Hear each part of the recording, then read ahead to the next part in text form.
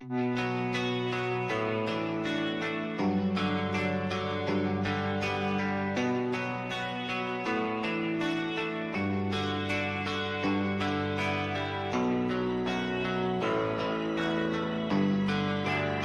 are you feeling?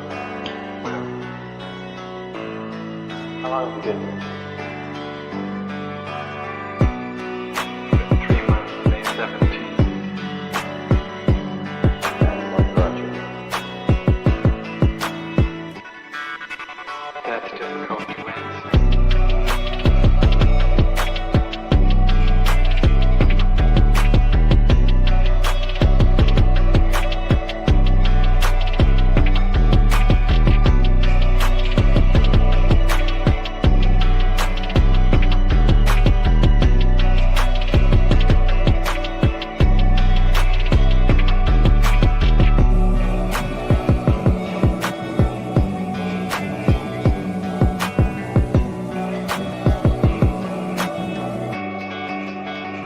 Some idea.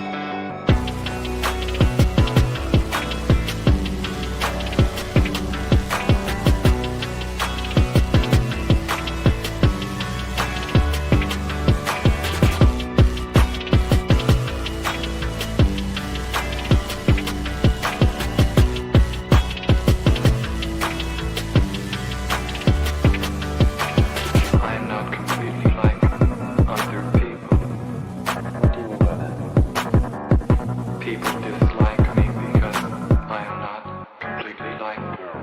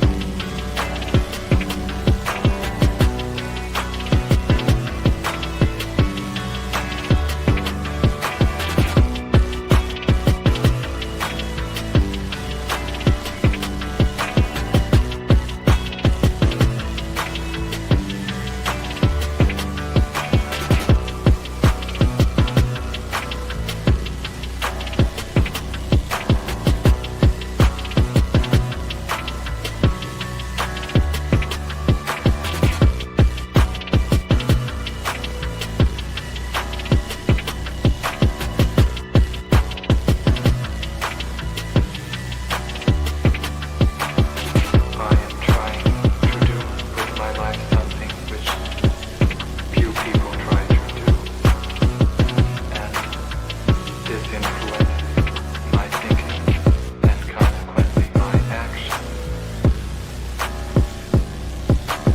What is it you're trying to do with your life? Play the piano for people. I'm not clear. How is it that playing the piano for people has eventually resulted in your being here in the hospital?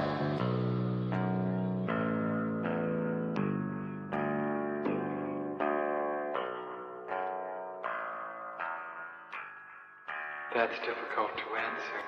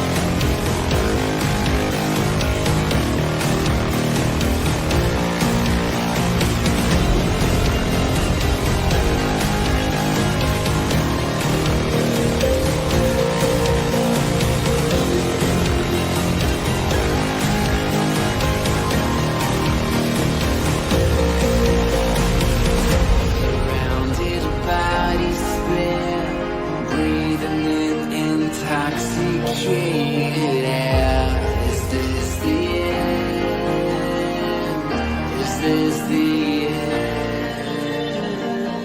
There's a noise inside my head of crying people facing death. Is this the end? Is this the end?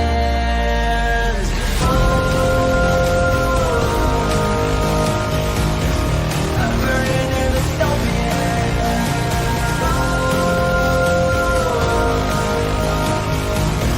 There's no place to hide.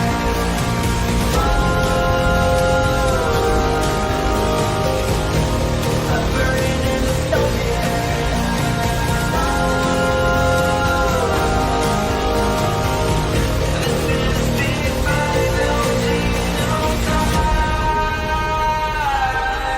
What have we done to the world?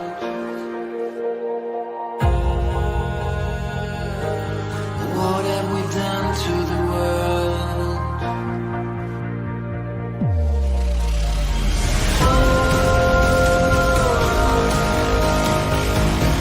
I'm burning in the stone pit.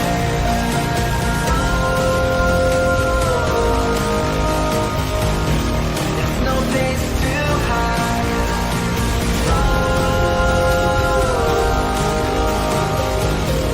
I'm burning in the stone pit.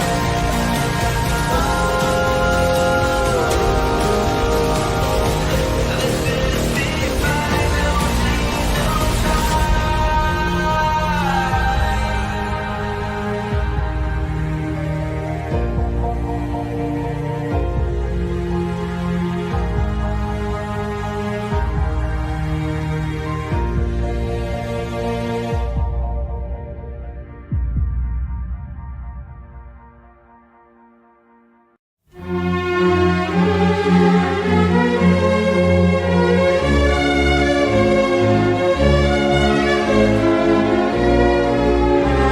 Und weil der Mensch ein Mensch ist, drum braucht er was zum Essen, bitte sehr. Es macht ihn ein Geschwätz nicht satt, das schafft kein Essen her. Drum links, zwei, drei, drum links, zwei, drei, wo dein Platz genossen ist, weil ich heim in die Arbeit einheimst komm, weil du auch ein Arbeiter bist.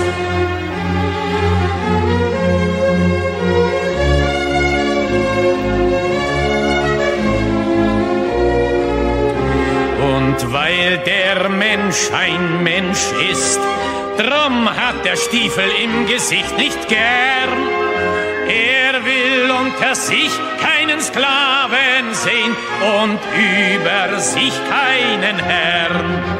Drum links, zwei, drei, drum links, zwei, drei, wo dein Platz genossen ist, weil ich heim in die Arbeiter einheimst komm, weil du auch ein Arbeiter bist.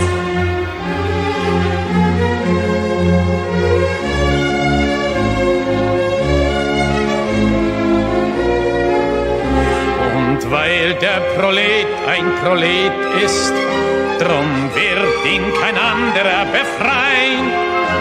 Es kann die Befreiung der Arbeiter nur das Werk der Arbeiter sein.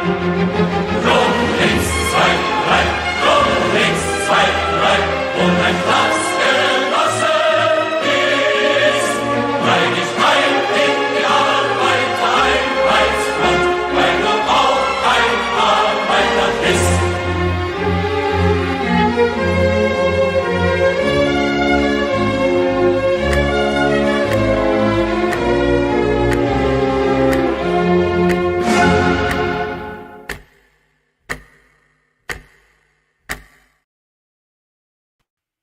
Здравствуйте, comrades. It is obviously not Saturday, but we are doing socialism nonetheless. And we are live a little bit early today, so I apologize if people didn't get the memo that I'm going live slightly earlier today, but it's not my fault. Because we are watching a live presentation. We're doing it live from our favorite socialists at Haymarket Books, and I just couldn't help myself They're doing a live presentation called LA Burning: Capitalism, Climate Change, and Resistance. And what this means is we are going to watch a group of socialists blame capitalism on the Los Angeles fires, and I feel like we need to enjoy this live. It was almost at the same time as the stream, so, we're going live a little bit early. Now, I have pinned the link to this live stream on the top of the page, but I want to really, really emphasize we are not causing problems on their stream. Our job is not to cause them problems. It's not to be disruptive. It's not to insult them. Our job is to listen to them, to observe them, and if we get the opportunity to do so, to ask good and thoughtful questions about what they're saying. We don't do low-level questions like conservatives. We don't go, don't you engage in capitalism when you sell books, even though we don't do that. We don't go, don't you know real socialism has ever been tried? No, we don't do that. We train for these moments. We watch socialism all the time. Our job is to ask questions that can disrupt people's thinking in some way while still being completely in line with what these people believe. We ask the questions nicely. We don't badger them. And maybe they answer and maybe they don't. This might be pre-recorded. I'm not even sure. But we are going to be watching this presentation today, and I think it's going to be great. And it is going to be getting started in about 8 minutes or so. So before we get into it, guys, couple quick announcements. Number one, if you want to support the work I'm doing and keep me in business, because I am 100% grassroots funded by you guys, please head over to my Substack. That is Carlyn, KARLYN.substack.com, and you can sign up for a membership of $8 a month, $80 a year. I am 100% funded by you. My only job is to tell you the truth and to show you the receipts so that you can decide for yourselves what you think about it. I already did. The form was like two or three fields long. The form was so easy. So yes, I did actually apply to get White House credentials earlier today. I did. Thank you, though. I saw that as well. Another thing I did today is I published the latest chapter in my forthcoming book. It's going to be a teeny tiny little mini book sort of thing, almost like a pamphlet. It is going to be called A Brief History of Racism. I'm banging this out very quickly. It'll probably be done this week just because I got inspired by this idea of what is the origin of the word racism, how did the term develop, how did the definition change, all that stuff. So I'm putting together a little mini book. It's probably going to be 10 to 15,000 words top. It's basically a pamphlet. And it's going to talk about the development of the word racism. If you want to read the chapters in advance, I just posted the latest chapter. This covers the post-civil rights era all the way up to the 90s. It is called The Codification of Racism. Yes, you will be able to buy a hard copy when it is done. It will be available in that. It is also currently available in digital form for people who want to go to the Red Menace Collective. That is redmenacecollective.substack.com, and you can sign up there for a separate fee. This one is $10 a month, $100 a year. This gives you access to draft chapters of my books that I'm writing as I release them, so you don't have to wait for them to be published. But if you sign up as a member, you will get a free digital copy of the book when it is ultimately released, and you will be able to purchase a paperback, and maybe we'll do audio. I'm not sure yet about that. But you will definitely be able to get a purchase of like a physical copy of the book as well. I don't have the penguin mug built yet, Trendlin. Okay, just give me a minute. All right, I have other stuff to do. Speaking of merch, though, in the Unwoke Art merch store, you can currently pick up your Valentine's Day merch. This is a special limited edition that I'm only doing for a couple weeks. And in the first week, it's 25% off. That is the tradition in the store. When I launch a new design, it is 25% off for the first week. So you can get the now iconic Trump Valentine's Day card. You can get the design on a t-shirt, on wrapping paper, on a stuffed animal, on a mug. Look, Trump's looking so pleased right there. He's pointing at you, letting you know that he loves you. You can get Valentine's Day cards. You can even get it on a candle. All of this is 25% off this week only. It's only going to be in the store a couple weeks. This is a limited edition just for Valentine's Day. So if you like it and you want to pick it up, head over to unwokeart.com right now and pick it up. And do you guys mind if I do a James break? Really briefly, just because this is really funny. You guys have got to see this. Okay, so James update break. It's going to be so quick because we have to go into this other session. Yesterday on Twitter, I posted this photo of myself. Now you can see, I actually don't think I look much different than I do right now, except my hair is a little less red because this picture was taken a minute ago. I'm wearing glasses, obviously, but this is a photo of me that I posted on Twitter just because I did, and I made a post about it. The Groypers took my picture and made an AI thing out of it. Look at this. The Groypers took my photo and made like a sexy AI video out of it, which is really weird. And I kind of freaked out when I saw it. I was like, what did you guys do? But they made this video. You can see I'm talking and it's just, it's going to show me like playing with my hair. I'm just like, yo! Look, the color of my nails changed. I have additional tattoos, apparently. But I don't think I look that bad in this video. I'm just gonna say. Anyway, so I was really excited about that. Like, what a nice surprise. The Groypers are playing with me. They made a 3D video of me. Isn't that funny? Ha ha. I replied to it, and I said, not that one. Where's my other reply? Where is my other reply? Oh, no. Hang on. Did my other reply get shadow banned or something? What the fuck happened? Oh, I said, this is freaking me out. That was my other reply. Well, James Lindsay's attack dog, Psycho Frank, didn't like that the Groypers made a video of me, and so he reposts the video, and look, you can even see the original link down here. Psycho Frank, who is recently off his psychiatric medication, we know that because he tweeted about it, he said, I just want to apologize to Carlin's husband that his 43-year-old wife posts weird shit like this for teenage Groypers while he's asleep, which is ironic because I didn't actually post it. A Groyper posted it, which you can tell just by the video. Also, for the record, I showed this to Victor, and Victor's reaction was, why would I be angry? The internet is for posting things. And I said, I know. So Frank said that, and then James replies, look at this. First of all, no one in Frank's audience or in James's audience seems to understand that this is an AI video. They all think this is like a real video of me, which is just funny in and of itself. But then James replies, and he says, to be fair, gag, she's probably honeypotting the Groypers. I'm pretty convinced of the informant possibility now. So a Groyper posts an AI video of me that I didn't make, and now James is convinced that I am a federal informant. He also doesn't seem to understand that this video is not real. And then James reposted this to his entire audience, and he just says, Jesus. Again, no one seems to understand that this video is not real. And if you look in the replies, no one in James's audience seems to understand that this was an AI video that was created by the Groypers. Like, they all think that I created this. I just think this is so funny. It's like, this tells you the intelligence level of James Lindsay's audience right there. Oh, look at that. Isn't that nice? Isn't that nice? They've got all these memes of me. Look at that. Isn't that nice?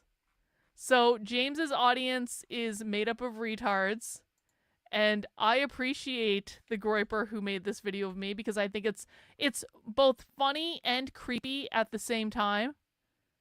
But you know what? I'm going to take it as flattery. I'm going to take it as flattery. Thank you, Groypers, for making a sexy video of me. You triggered James and Psycho Frank, and that's really all I needed in my day. Anyway, let's get into our video. Oh, they're already up. Oh, no, they aren't. They're dicking around with the video. They started early. Okay, we've got their chat up. Oh, I hate this music. I hate this music. I fucking hate this music. Oh my god. Yes, James's audience has completely outsourced their critical thinking to James. That is exactly correct. And isn't that, well, a little bit sad, if we're honest about it. A little bit sad. Yeah. But thank you guys for allowing me to have that point of personal privilege while we were waiting for the Socialist. Everyone make sure to mount the like button for me. Please make sure you're subscribed to the channel if you're not already. It's really important that you mount the like button because that lets YouTube know to recommend my stream to more people. I would really appreciate that.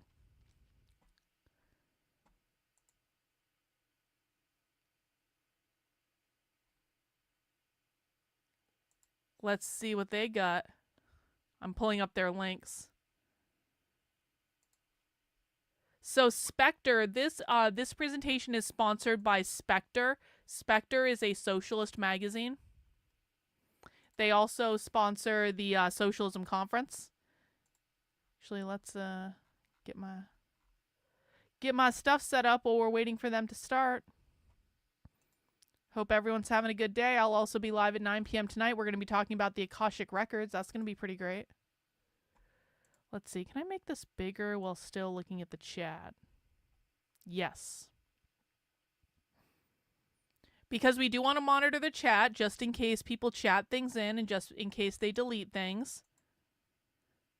Don't give it. And remember, guys, I really do mean this. As we're waiting for them to get started, I've just turned the music off because I can't stand it. It looks like they're going to get started in a couple minutes. I really do mean this. I do not want anyone causing problems in their chat.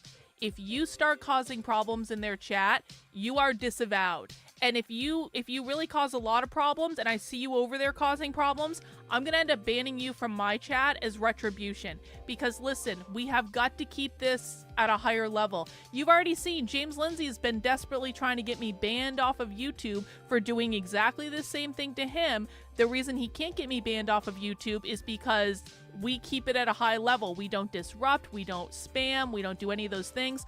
All we do is ask questions.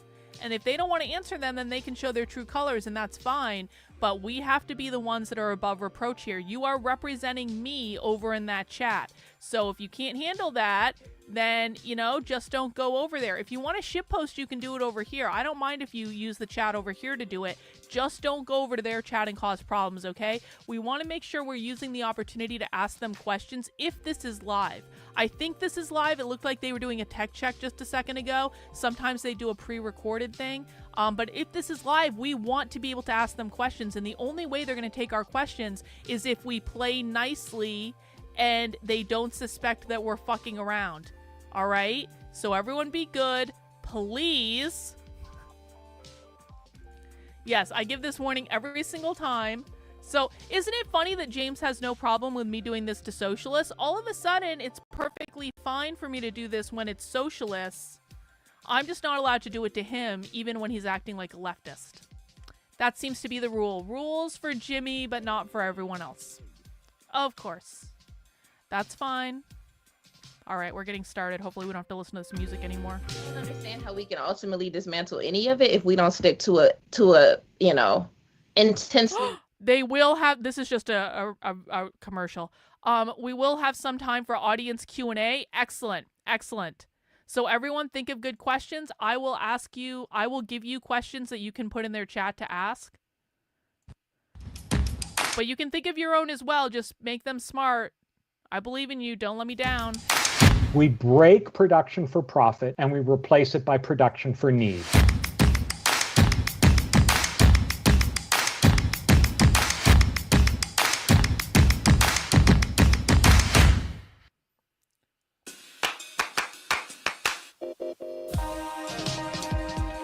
This event is brought to you by Haymarket Books.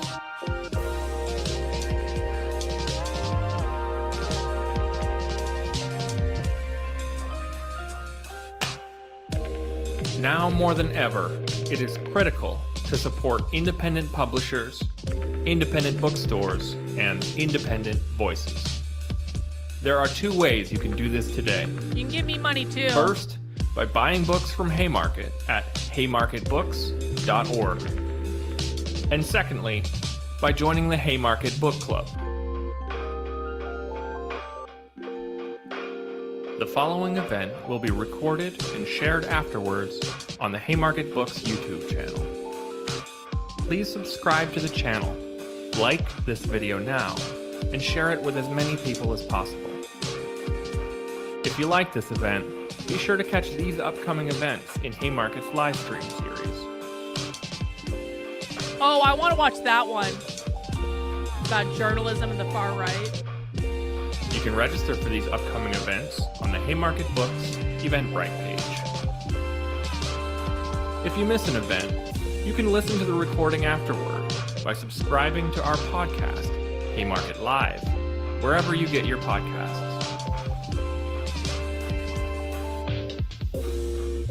Before we begin, a few housekeeping items. We are moderating the chat. but we cannot guarantee that everyone will observe our community guidelines. People who violate these guidelines will have their comments deleted as quickly as we are able. No violating the This guidelines. event will have live closed captions. Instructions for accessing the captions will be posted in the chat. We should have time for Q&A, so please post your questions in the YouTube chat window, and we'll get to those later in the program.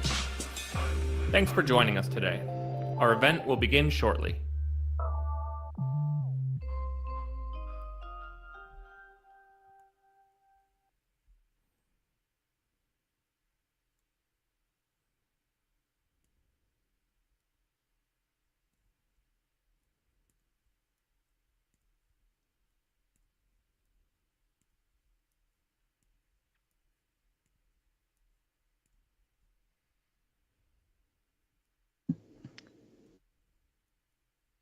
Hey everyone, welcome to LA Burning, Capitalism, Climate Change, and Resistance.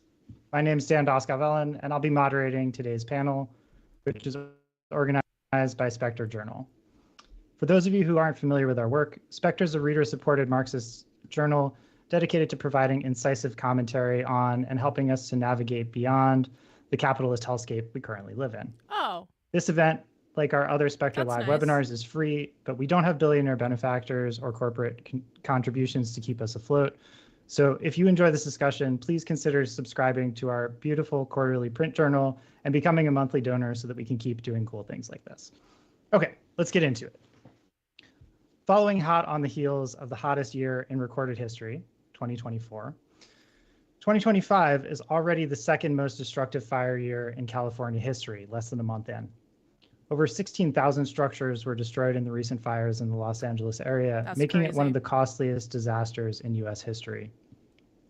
While the flames were fanned by the particularities of the region's natural and political landscapes, these fires are sadly not isolated incidents. They punctuate the explosive growth of climate-fueled weather disasters, incidences of which have more than doubled just in my lifetime. Even as we hurtle toward irreversible climate tipping points and the world burns around us, capitalism's compulsions prevent us from changing course. Greenhouse gas emissions in 2024 once again reached a new record, and developers' profits continue to trump public safety. Nonetheless, in the midst of all the doom and destruction, political winds may be changing. Today, we're joined by an excellent panel of experts who will help us to think through the roots and ramifications of the fires. So we have, I'm just going to introduce everybody, and then we'll start by hearing from each of our speakers individually. So today we're joined by Joshua Frank, who's the managing editor at Counterpunch. He's an investigative journalist and author of the recent award-winning book, Atomic Days, The Untold Story of the Most Toxic Place in America. Promise Lee is a socialist from Hong Kong and Los Angeles. He's a member of Tempest Collective and Solidarity. And has been active in higher education rank and file union work, international solidarity and anti-war campaigns, and Chinatown tenant organizing. He also, I'll mention, has an excellent new piece that just went live today on Spectre's website entitled After the Fire, Reconstructing Los Angeles Toward Abolition. Abby Cundiff is a PhD candidate at UC Santa Cruz and is working on a dissertation entitled Prison Labor in the Wild, The Invisible Infantry of California Nature, which examines how incarcerated people are exploited to fight fires, construct roads, restore habitats, and build park infrastructure. And Miranda is a community-engaged researcher, Chow Mellon postdoctoral fellow at Pomona College, and a member of the Spectre editorial board. She's working on a book entitled Domestic Codes, Latino Workers, and the Data-Driven Politics of Care. All right, so I will turn it over to Josh. Josh, take it away. Hey, thanks everybody for joining, and thanks for the introduction, Dan. I think it's important to put these fires in context a little bit. You know, we hear about climate change being responsible, or at least playing a big role in this, but how exactly? For those that aren't familiar with the Los Angeles landscape here and the ecology, I think it's important to understand some of the factors that were at play and why we're likely to see more of this in the future.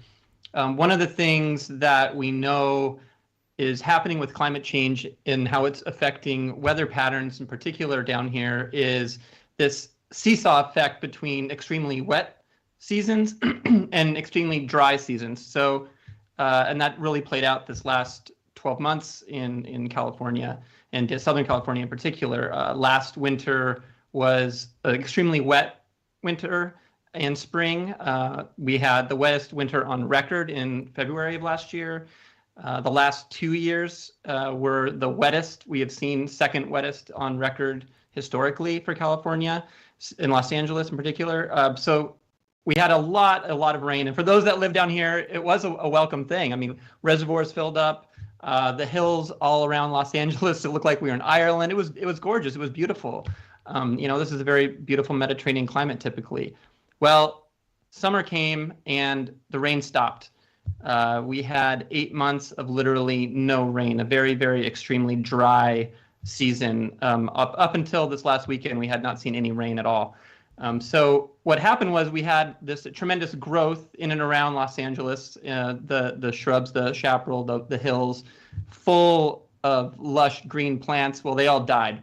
So it created perfect tinder for fire. Now, couple that with extremely dry winds that were blowing in from the Great Basin, which we call the Santa Ana winds. Now, there's some debate about whether or not Santa Ana winds are,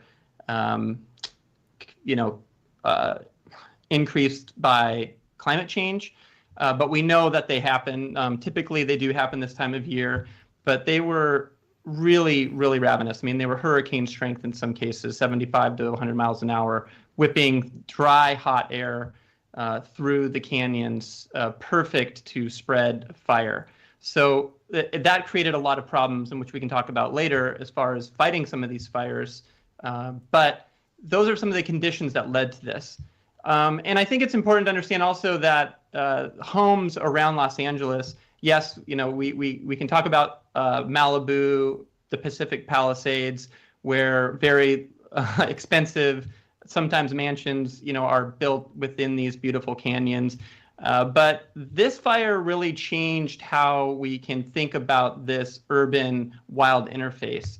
The city of Altadena, which we can talk about a lot later, all of us will talk about, is up against the San Gabriel Mountains. It's a very dense urban neighborhood.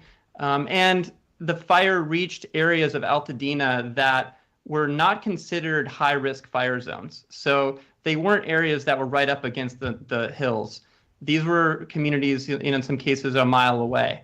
And so it really was an unprecedented fire. A lot of people that live in these neighborhoods never thought that they would ever be at risk before. But climate change is exacerbating these things. And the way that it's going, we're likely to see a lot more of this. The answers to these problems are difficult in some cases, but from a socialist perspective, what we know to be true is that the continuing burning of fossil fuels is contributing to this. A lot of failures by this for-profit neoliberal state government run by Gavin Newsom exacerbated things greatly. Oh, they don't like Gavin Newsom. Same with the mayor here in Los Angeles. And some of these problems are systemic, but we're dealing with an ecological crisis of a magnitude that the human species has never witnessed before. So I think it is really important to think about those in that context. Right now, in California, 50% of all homes are in these types of areas between a wild and an urban setting. So we are going to see more and more of these events take place, and I think it's really important for us to have discussions not only on how to prevent them, but how are we going to deal with the aftermath, because certainly the aftermath is going to be horrific, and it's what we're seeing right now here in LA. And there's going to be a lot of mutual aid work that's been going on, which other guests are going to talk about, but also just the ecological impacts, the air quality. We didn't have really good information in and around the fire zone of what the air quality was like. Only weeks later did we realize or learn, even where I live in North Long Beach, that the lead in the air was way, way above normal levels.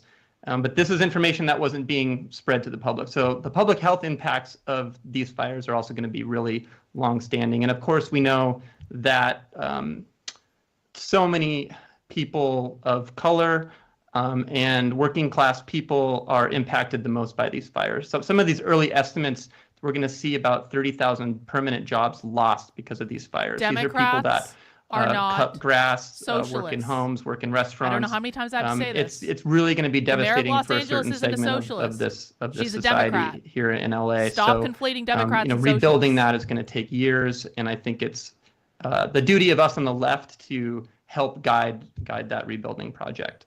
So, thanks. That's all I have.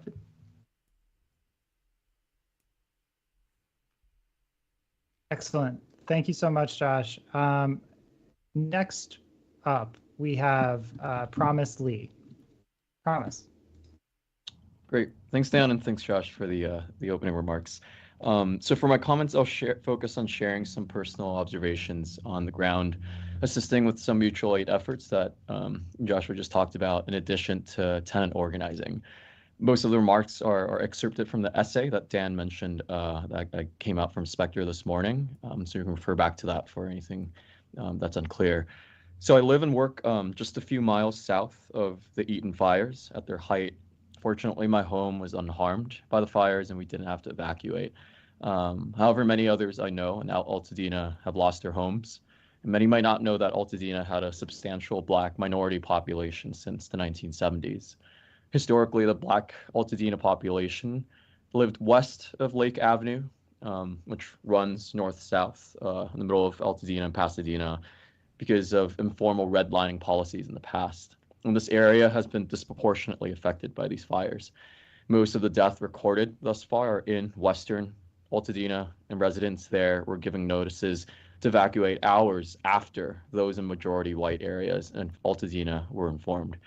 These tragedies were compounded or have been compounded by a massive influx of California National Guard presence, currently still occupying and blocking off vast swaths of Altadena in the name of defending looters from residents' private property. Wow. Allow me to use this time to highlight some stories They're pissed from off Black they community brought in the members National I've Guard. encountered through mutual aid efforts, showing what this increased policing means on the ground. A Black Altadena community Remember, member socialists who hate the lost his police. home in the fire has been returning to the area to coordinate mutual aid and check in on his neighbors. He told me that he's been harassed and racially profiled multiple times by the police in the past few weeks.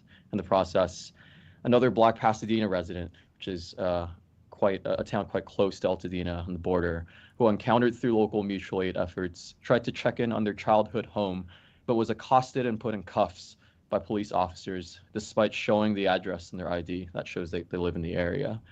I've heard about other Black residents returning to check on their homes who are also harassed and denied by the National Guard. And so instead of assisting practically with wildfire control, the police has been busy endangering marginalized communities who are already struggling to survive in an existing crisis in various ways. So in this sense, the police thus perform the very kind of opportunistic violence against which they're proclaiming to guard and propagandizing about. Police are literally The committing truth violence. is, if the looting problem, so to speak, By is truly as stopping large looters. as they claim, this would signal a far greater social crisis, requiring swift and Wow. radical transformation of city and county resources to be organized and redistributed, not increased policing. But the policing precisely works to maintain and reproduce existing social relations, actively sustaining the ideology that corporate redevelopment and corporate solutions are essential to LA's livelihood and rebuilding. Wow. At the same time, I've witnessed the largest scale, or one of the largest scales of mass mutual aid I've seen in LA, and many of such efforts are led by the Black community members I've just talked about, affected by the fires. In Altadena, volunteer mutual aid communities, many surrounding hubs like Pasadena Community Jobs Center, have been seen on nearly every other block, assisting with street cleaning and this debris as soon as the fires begin to recede. Local Black community institutions like Octavia's Bookshelf, Pasadena Black Equity Project, Black Men Build, and various local churches have been at the center of coordinating mutual aid, even as some of their organizers and families personally lost their homes in the fire. Another example, Rhythms of the Village, a longtime Black cultural center, was burned down, but its owners have already quickly repurposed the site as a daily mutual aid center as they rebuild. These self-organized mutual aid efforts have also facilitated masses of overflow Democrats items into larger, more are established not aid centers, socialists. unofficially helping to sustain operations there. In and beyond Altadena, mutual aid efforts burst as quickly as the wildfires in the early days. In the first days of the fire, an LA Fires mutual aid signal group exploded into nearly 1,000 members, That's spreading funny, quickly Rottweiler. across Thank you. different social networks to respond to different emergency community needs. These groups include representatives of established community groups, from longtime mass distribution groups to socialist organizations, tenant unions, worker centers, as well as previously unorganized community members. New chats were organized quickly to accommodate specific needs, such as more localized coordination by community members near specific fires and neighborhoods. These chats provided real-time update on what items and services were most needed across dozens of mutual aid sites. Tens of thousands of people were coordinating across the city. What do you think they're talking about intertwining right with now? more localized, established, They're literally and telling you. offline mutual aid Ears sites. open. And Mutual Aid LA Listen. has gathered a substantial list of such grassroots efforts. Even more importantly, political demands, especially around housing justice, were emerging from these mutual aid efforts from the start. For example, the Keep LA Housing Coalition has waged an ongoing campaign to demand a citywide emergency eviction moratorium on the second day of the fires, echoed by LA Tenants Union on the following They're day, going to use this which to try to additionally expand called tenants' for rent rights. freeze and seizure of vacant homes for those displaced. My organization, Chinatown Community for Equitable Development, or CCED, You are which not organizes fucking tenants listening. and unhoused Democrats communities in are Chinatown, not socialists. has mobilized No. members for this campaign. In Many any of way, these they're rapid literally efforts telling came you, from bro. existing Why am I and stopping ongoing, to yell at you in the work middle of by a live tenant and other presentation? community Because you can't get it organizers through in your recent thick skull years. that Democrats and example, socialists are I've not been the same organizing thing with two when they're tenant literally unions in fucking telling you Chinatown they're in not the recent same thing. months. One affected by price gouging and illegal rent increases, and another dealing with evictions, both Seriously. occurring even before the fires. We were able to organize So these committed tenants to to your join fucking in talking on points that you recent can't emergency listen. actions for rent freezes and eviction moratorium by building on these existing organizing infrastructures. And so I want to name a broader point, that this convergence between movements unifying around mutual aid did not emerge in a vacuum. The dexterity with which the LA left coordinated mass political activity and mutual aid developed from a kind of muscle memory, honed through the countless direct actions and solidarity with Palestine in the last 2 years. Oh. Before that, the disability justice activists through collectives like Mass Block LA or Airgasmic LA have developed robust infrastructures for coordinating citywide or region-wide distribution of masks and other essential resources. Years of mass deportation of immigrants and police sweeps on unhoused communities have also cultivated a sharp instinct for community defense and cop watching among activists, led by groups like Etna Street Solidarity, Waterdrop LA, and Palms Unhoused Mutual Aid. The call to seize vacant homes became only conceivable directly because El Sereno-based working-class tenants, also known as the Reclaimers, spontaneously did it to avoid homelessness a couple years ago, and faced multiple waves of police violence and eviction threats that galvanized the LA tenants movement in the last few years. These moments thus provide an opportunity for us to practice overcoming a historic hurdle in politics across LA, rebuilding a culture of citywide coordination in urgent conditions. I want to quickly conclude by suggesting that this moment of unity will not spontaneously sustain itself. Movements need to unite around our own political strategy and program for reconstruction along anti-capitalist and left-wing lines as an alternative to the kinds proposed or being proposed by the city's ruling institution and the far right, poised to lead us to the same kinds of disasters again. They consider the city's In my mayor to essay, be the far right. I argue more broadly that reviving the call for defunding the police could be a salient rallying point, as the police budget is also a concrete site of resources that could be expropriated towards social housing, increased labor and environmental protections, and various other forms of decommodifications for the people in terms of social life, including restoration of indigenous forms of land sovereignty and sustainable land use. So I'll end here for now and pass it back to Dan. And I'm happy to expand on more of these points during Q&A. Well, that guy's a radical revolutionary Excellent. leftist. Thank you so isn't much, he? Promise. He's about as far we're left as you can definitely, get. I think, going to return to a few of those points very soon. Next up, we have Maga Miranda. Take it away. Thanks, Dan. So we're here today to talk about the fires that began on January 7th, which were these towering infernos burning through hills and neighborhoods, consuming lives and livelihoods indiscriminately. To date, the fires are now about 99% contained, but at their height, burned at 40,000 acres, which is hard for folks who are not in LA to maybe like comprehend. I found myself, getting phone calls from friends from abroad, and I was like, this is, for context, right? If you're in Manhattan is about 14,000 acres. So this is almost 3 times the size of Manhattan. Imagine Manhattan burning 3 times. And directly impacted about 180,000 residents, which is like a huge portion of the population. These fires were exacerbated by record-setting drought and the extension of these seasonal Santa Ana winds, kind of outside of their normal season. And they're a consequence of rising global temperatures that scientists have repeatedly warned about. But such events will become much more frequent, severe, and widespread as the climate crisis deepens. And meaningful action seems to remain elusive as we continue to fight against an economic system that prioritizes the short-term profits of a few over the long-term survival of many. We're here also to talk about the disaster after disaster and the world that we wish to see. So the fires in LA in 2025 are not merely a local tragedy.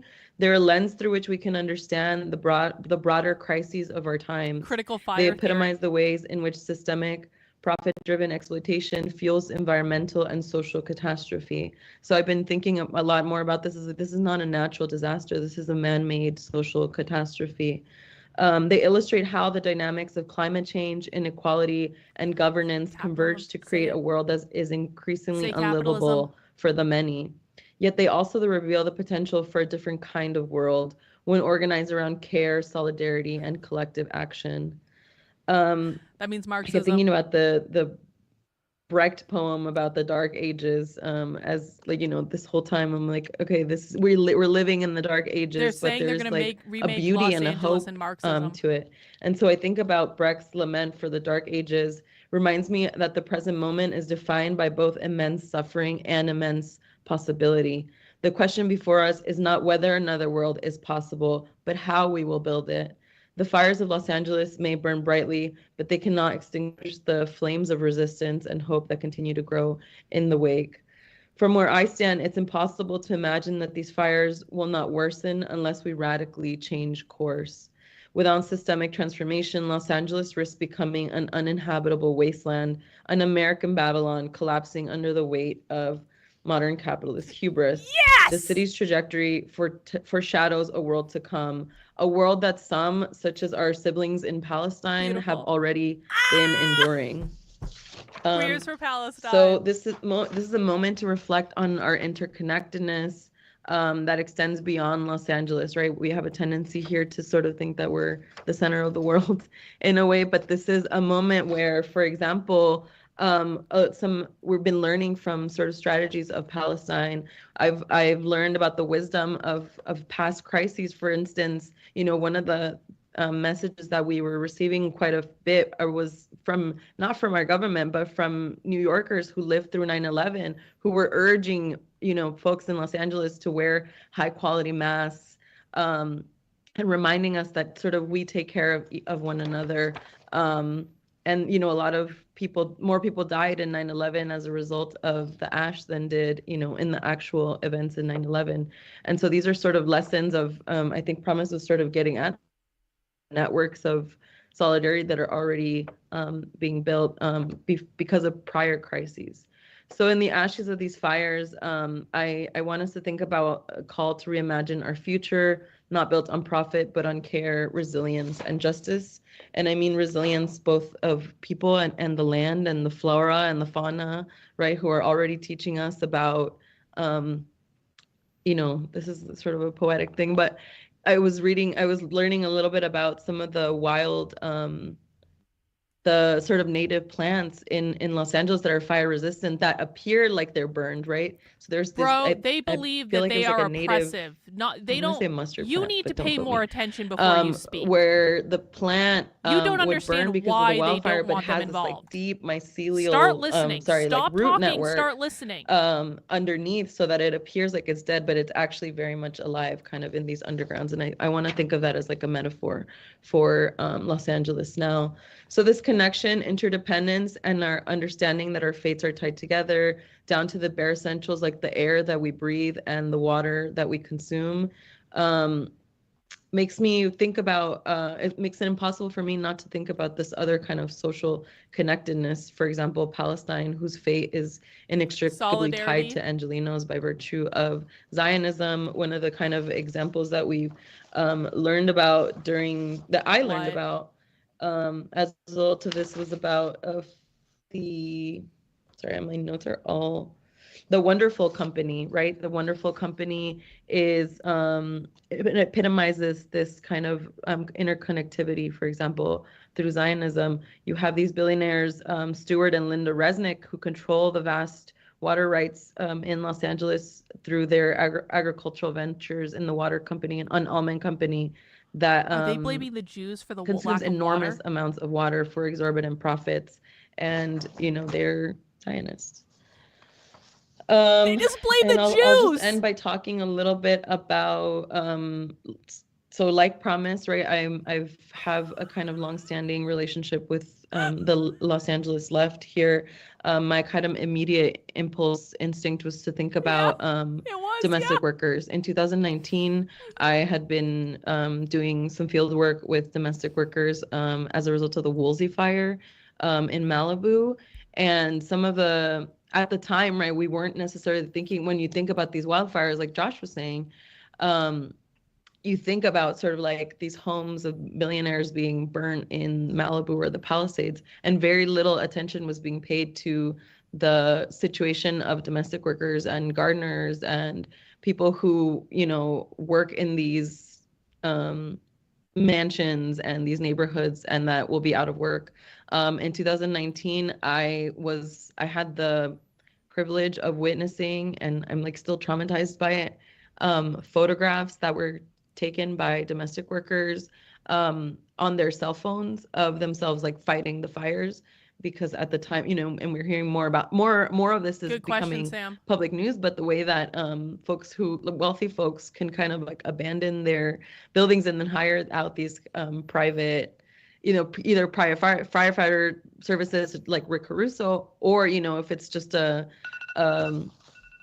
individual, maybe they're asking their domestic worker to like put out the fires or clean up debris. We're seeing a lot of this kind of debris cleanup work being done by immigrant folks. So one of the things that I've been sort of really interested in and I'll end with this, that as we're thinking about our kind of mutual aid and relief efforts, to think about the questions of accessibility, as Promise said, right? I've heard these horror stories of folks whose homes were in evacuation zones that, didn't, in Altadena, who didn't have access to this kind of information that other folks did, and like didn't even know that there were evacuation orders.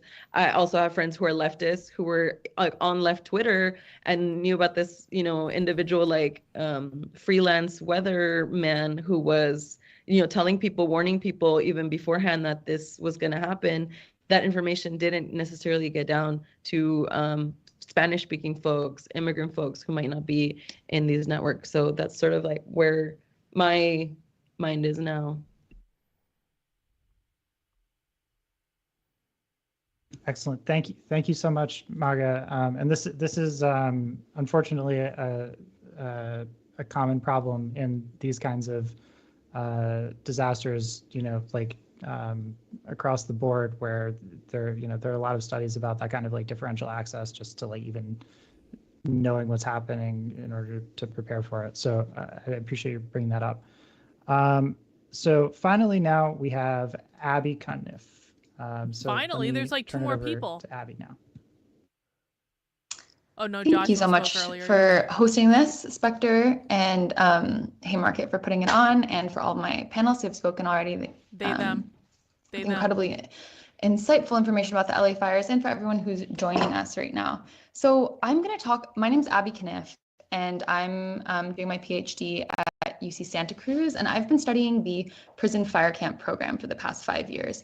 So I'm going to talk a little bit about what we know is going on with incarcerated workers in Los Angeles. Like, that's been going on in the past 20 days. What we know about this program in terms of the prison system, how it relates and differs from the prison system in general, and how it fits into CAL FIRE's emergency response program. And then I'm also going to switch gears a little bit and compare it to the 1970 fires, which were this historic, very similar kind of devastating and also very residential firestorm crisis that then led to a revolutionary prison organizing within the fire camp program. So first of all, I think we've seen a lot of news media coverage about incarcerated workers who are on the lines right now, who are in Los Angeles, who were brought there. I think on the second or third day, there were like a few hundred people. Since the fourth or fifth day, there have been 1,100 incarcerated workers who make up between 50 and 60 hand crews. And this is really important because hand crews are what CAL FIRE calls their most versatile and valuable asset when they're doing fire operations like the one that we're seeing in Los Angeles, because of the mobility of hand crews. So within the whole diversity of all of the different types of firefighting equipment and specialized workers who fall into emergency response, there are people who work in helicopters and in trucks and with water hoses and with bulldozers, and none of those people are incarcerated. Those are all like specialized state employees. But on the one hand, we have hand crews, which are people who work only with chainsaws and are sent into the areas that are steepest grade, hardest to get to, but are incredibly irreplaceable because there's no other type of laborer that can do that work besides a person walking in and cutting down trees to create a containment line so that the fire is contained to one side and doesn't jump across to the other. So in the Palisades fire and on the Eaton fire, even in the Hughes fire that we saw starting a few days ago, having people there having incarcerated workers who are part of these hand crews there immediately to jump in and start creating containment lines is a really critical and irreplaceable part of CAL FIRE's way that it responds to fires. Historically, and over the past, really since CAL FIRE, since we started having a division of forestry and we started having stand-up crews that were available all the time, we've always had incarcerated workers who have made up the majority of these hand crews. In the 70s and 80s, it was like 192 out of 205 crews were incarcerated people. Today, the ratio is not quite as high, but 50 to 60 crews are incarcerated people. And then CAL FIRE has some, the Forest Service has some, a few others. So they play this incredibly crucial role, but we haven't heard a lot in the news media about which fires incarcerated workers are working on. We know that they're working 24-hour stints and then getting 24 hours of rest. When I read that, I can get kind of normalized to it. And I'm like, oh, 24 hours, that's a long period of time to work, but I guess they're emergency responders. Like, I want to take a moment and say I worked an 8-hour shift on a hand crew. I was sore for several weeks afterwards. A 24-hour shift of manual labor, literally like blood, sweat, and tears of like cutting and removing moving trees, digging out all of the roots of a tree so that the fire doesn't catch and then carry over under the line. Listening. This is not a time for you to speak, work. Okay? And so working a 24-hour shift is not something to be taken lightly, much less working 24-hour shifts every other day for the past 3 weeks, which is what incarcerated workers have been doing. That's all to say, we don't know much beyond that, beyond the number of people who have been on the line, but we do know that there are some incentives. There's a lot of discussion right now happening about the wages that incarcerated people make. They did increase, and so we are pretty sure that incarcerated people who are working on these fires for these 24-hour stints are probably getting paid about $30 per hour, though the Department of Corrections has the ability to deduct 50% before any of that money hits their account to pay for restitution, fines and fees from the court system. So yeah, that discussion can go in a lot of different directions. I know Kim Kardashian has weighed in. Lots of different celebrities are kind of making a stance on how much people should be paid. But I think ultimately, as abolitionists, our demands are for prisons to close and for people to not be in these positions anymore. There it is. And to see a world where we're not advocating for minimum wage. Prisons. As like a long-term solution. All prisons closed. Yeah. That's what they want. Also, in another way that they are distinct so they're distinct from prisons generally because of this wage that they're provided. They're also distinct from prisons because of the good time credits that they're offered to work on hand crews. So for every day that you work on a hand crew, you get 2 to 3 days removed from your sentence, which might not be as much of an incentive if there weren't all of these sentence enhancements and like mandatory minimums, like massive, like 10 to 20 year additions that people have been getting for the past 40, 50 years. So in the face of like today, 70% of people who are in California state prisons have had sentence enhancements and are likely to have lots more years on their sentences to go. So having a program that gives them time off of their sentence, that gets them closer to getting out and getting themselves free, is probably the best type of incentive you could offer to someone who's incarcerated. So in that way, it makes a lot of sense for incarcerated people to be doing these jobs, even though they're not compensated well. It's incredibly dangerous. They're potentially more likely to get injured than state employees working on the same jobs. In other ways, even though it's distinct from prison in these ways, it's really similar to prison when you get out of it. Like, you're subject to the same parole conditions. You have to be ready to be searched without a warrant, with or without probable cause. You have to check in with your parole officer. You have to tell them when you move or when you leave the county. You have all of these other restrictions that are all discretionary about who you can talk to, getting drug tested, not having any weapons. So in many ways, and then in terms of housing and in terms of jobs, as you come out of a fire camp, it's not that different than coming out of prison. I think it's really important to remember that, especially in light of the housing crisis and all of the other social problems, and just like the difficulty of finding a job that pays enough to live in Los Angeles. It's important to remember all of those things. Okay, so now in my final few minutes, I want to compare this to the 1970 fires, which were 32 major fires that took place in 13 days in a period in September 1970, also spurred by the Santa Ana winds. And during this period, even though incarcerated workers in their numbers made up less than 30% of the whole labor force of people working on the fires, they clocked in 63% of the total hours worked that year. So they were working, when you compared that to like how many hours were CAL FIRE employees working versus how many hours were incarcerated people working, it came down to 4 times as many that year. Incarcerated workers were working 4 times as many hours as CAL FIRE employees.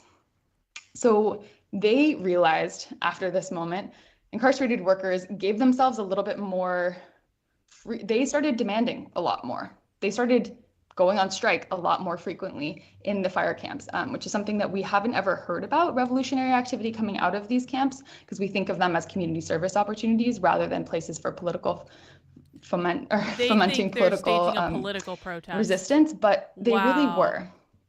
And so in the following year, in 1971, incarcerated people started forming these groups called Afro-American groups and reading Mao's Little Red Book. They're reading the Black Panther Party, the newspaper, and lots of one pamphlet called Capitalism plus Dope equals Genocide. And they were documenting it. They were talking to each other about it, even though some people weren't literate. They were having study groups on a regular basis. And when one person was repressed for his political speech and transferred back to San Quentin from Susanville, from the training center, then 2 days later, 900 people went on strike. And they stayed on strike for 4 days until they brought in what was probably the National Guard, these like strike teams from the prison guards to break the strike with force. I wouldn't say them reading over the next 12 months, 4 different camps and centers went on strike for different periods of time. And while we don't have a lot of documentation of what they were arguing for, we know that from snippets, there was demands for no political repression and for increased freedoms for all the people working in in these fire camps. However, the culmination of their efforts came in 1972 when it was announced, when the Department of Corrections announced that the Susanville Training Center would be closed. And this is when they started to show their hand quite a bit more, when incarcerated people who had previously never talked about prison abolition started saying it on a regular basis, started saying, this is actually what we were planning for the whole time. When there was a notice in the prison newspaper at Susanville that said, the Conservation Center at Susanville will officially close July 1st, 1973, ... 1 down, 12 to go. And then in all caps, as the mop flops, ... So a very cryptic, unattributed phrase, but clearly a gesture to the 12 other state prisons that were still open at the time, with a vision of closing them all. And I'll end today with a letter written by John X, who was at the Crystal Creek Conservation Camp. And he said, he was speaking to someone from a prison support organization. He said, "My comrade, you must continue to educate through your deeds and actions the many among the misinformed that look upon prisons as a place where monsters and madmen are stored, and instead bring us closer together with our respective communities and closer to our ultimate goal of abolishing prison forever." There it is. They're using this all to All try right. to frame it That was around a prison abolition, perfect which is way one to of their number close. one Thank you. issues. So now that we've heard from our Discussion. panelists individually about what they see as some of the most salient aspects of this crisis, we're going to open it up for a group conversation. So I'm going to take advantage of my position as the moderator to start by asking a few questions, and then we will open it up some more and field questions from the audience. All right, so let's start with question number one. Last week, the White House issued an executive order entitled "Putting People Over Fish: Stopping Radical Environmentalism to Provide Water to Southern California." That was one of my favorite ones. Which falsely identified environmental protections for an endangered fish called the Delta smelt as the cause of a shortage of water for firefighters in LA. While the media loves to fact check Trump's misinformation, there's relatively little nuanced discussion of the actual causes of the crisis. And we've heard a little bit about this already, but I wanted to just sort of start out here by asking in a little bit more detail how we should understand and frame the confluence of forces, both particular local and more general and global, both natural and capitalogenic, that ultimately gave rise to this catastrophe. So I'll open up. I don't know if anybody wants to jump in first here.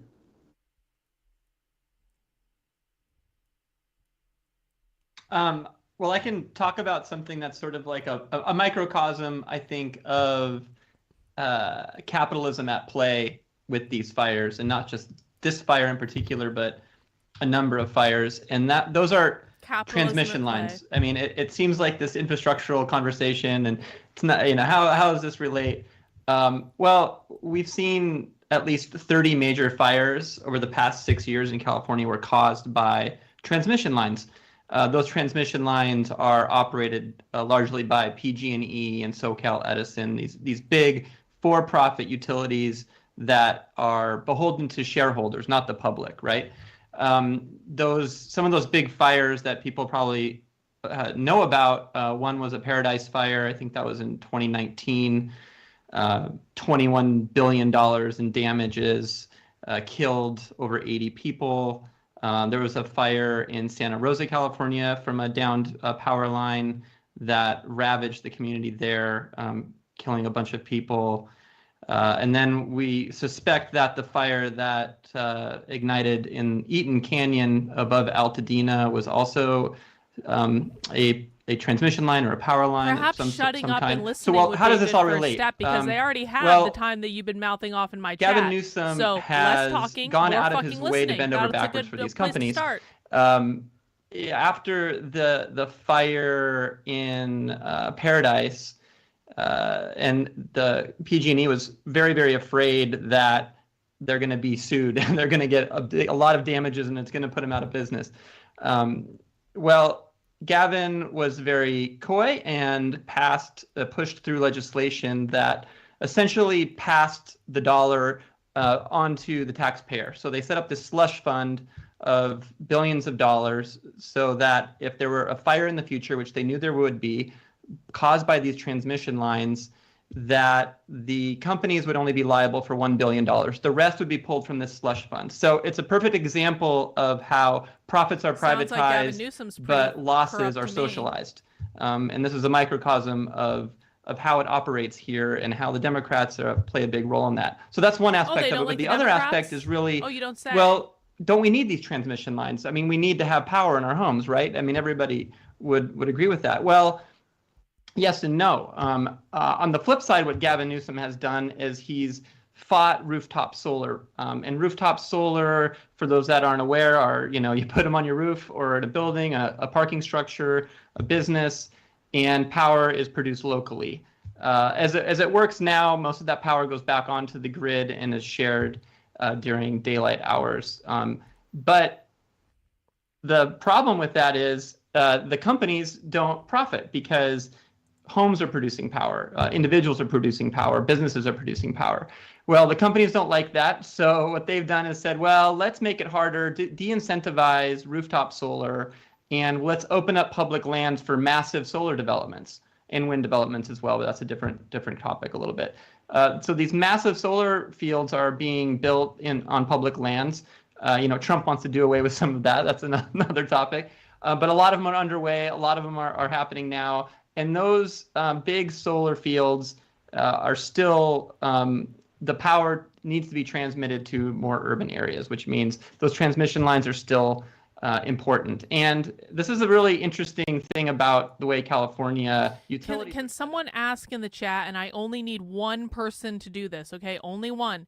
Can someone ask in the chat about the impact of the fires on the queer community? So they do not want small-scale decentralized power to be generated at the community level. So I think it's a really important topic that the climate justice movement and those on the left need to think about and talk about, is not only how do we transition to public power, but how do we help decentralize the power grid, not only so that we can control this resource, but also so we can mitigate future disasters that are sure to come. Because building these transmission lines run through wild areas next to trees and forested zones that are subject to incremental weather and wind, and a lot of them are aging. So these fires are going to continue, and I think we need to think about this infrastructure problem as well. I think that's right, Rottweiler. Thank you. Thank you. So I know we had a couple other panelists who wanted to jump in on this. Abby, would you like to go next? Yeah, I think I think what Josh is saying is completely right about thinking about infrastructure and also thinking about where are these ignitions happening and where is development and residential areas moving into historically areas that people have not lived in, and so that have not had this set of ignitions that were readily there. I think on top of that, we also need to consider the policies of fire exclusion and fire suppression that California has adopted since the early 1900s, as they were building out the what is now CAL FIRE, what was Division of Forestry at the time, and the Board of Forestry, which was run by timber executives, agricultural executives, and then like a few state officials who were deciding how was forestry going to be carried out, who are we going to hire to do this forestry work, how are we going to put incarcerated people to work on doing fire suppression and fire exclusion basically year round. So doing all of that created, and in California's fire adapted landscapes and ecosystems, particularly in Los Angeles, where you've mentioned it's a Mediterranean climate that has fires and regular fire return intervals on like 5 to 10 year bases. We now have a bunch of areas of most of the mountain ranges in Los Angeles that haven't seen fire in 100 years. So there are areas that have seen fire and see fire on a regular basis, and there are a lot of areas that haven't because of the policies of fire exclusion and like really aggressive suppression, which then, so it's CAL FIRE and these other forestry and Forest Service and other state parks and things like digging themselves into what is becoming a sinkhole, something that they cannot build their way out of, because like the things like we're describing with increased vegetation from climate change and more flammable material, there's also more like a higher density, stand density. So we have smaller trees that are all more likely to burn all next to each other with no natural breaks that you have when you have a more diverse vegetation based on like older trees, younger trees, more space in between them. So we have this ecological problem that is really an outgrowth of failed policy and failed labor management, and what is also incredibly linked, or it would not exist without settler colonialism, the removal of people from their land and Capitalism. The destruction of indigenous fire The removal of people from their land are part to of privatize it. The California ecosystem. Excellent, thank you. And Maga, did you want to jump in on this too?